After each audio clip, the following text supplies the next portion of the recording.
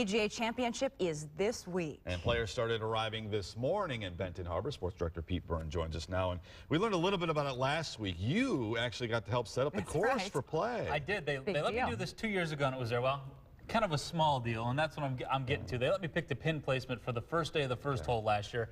Must not have been terrible because they invited me back this year, but that's just one small decision that goes into setting up an entire golf course for a tournament. And really, there's an awful lot that goes into creating a major championship on a golf course.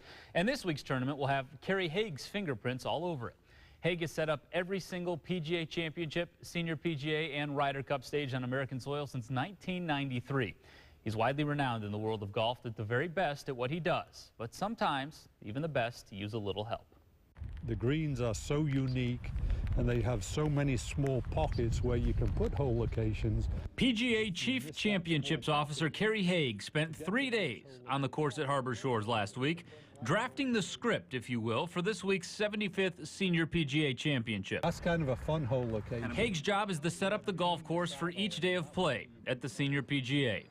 His goal is to make the players think their way around the course. Test the players and challenge the players, and as we've talked about on this hole, make the players have to make decisions. With that in mind, it's easy to understand why he has such an affinity for number 3. Did you have a favorite hole out here? This certainly has to be one of the favorite holes because it is so short, and on paper it looks so easy, but it's not. The third hole at the golf club at Harbor Shores offers unlimited possibilities for Haigh. Anything down this left side. A short par 4, heavily bunkered, with water down the entire left side. This hole, perhaps more than any other on the golf course, allows Haigh to create drama early in the round by forcing the players to make a tough choice. How tempted are you to use that front tee box one day?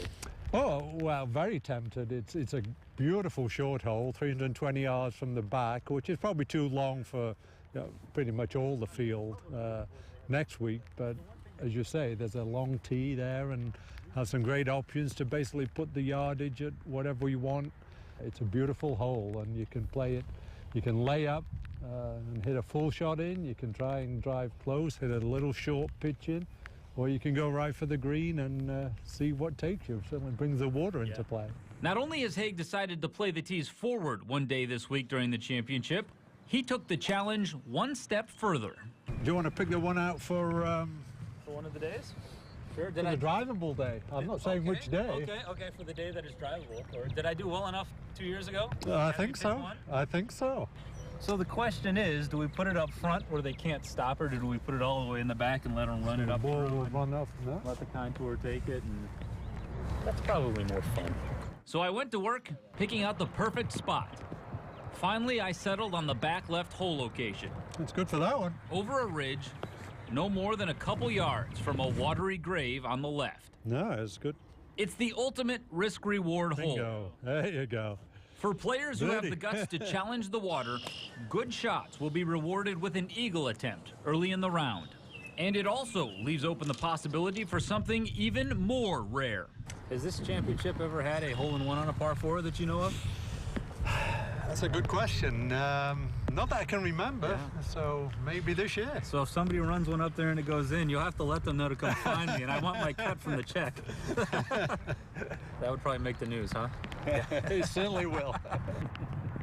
So again, we don't know what day he's going to play the tee forward, but one of these 4, Thursday through Sunday, is going to. The pin will be in the back left, just a few paces from the water. You could see potentially a hole-in-one on a par 4. You will also probably see balls in the water and maybe hear a few things muttered from the players' mouths. If that's the case, don't tell them it was me. Yeah, exactly. I want no You only want good news. Only the birdies, That water is very daunting. It's going to mess with the players' heads. It's going to create, like I said, some chances for drama early in the round. We're actually going to hear from the players, not about this specifically, but about how the course is looking so far. A lot of players up in the course right now, so we've got that coming up tonight. You had a little fun doing that. Oh, yeah, it was a lot of fun.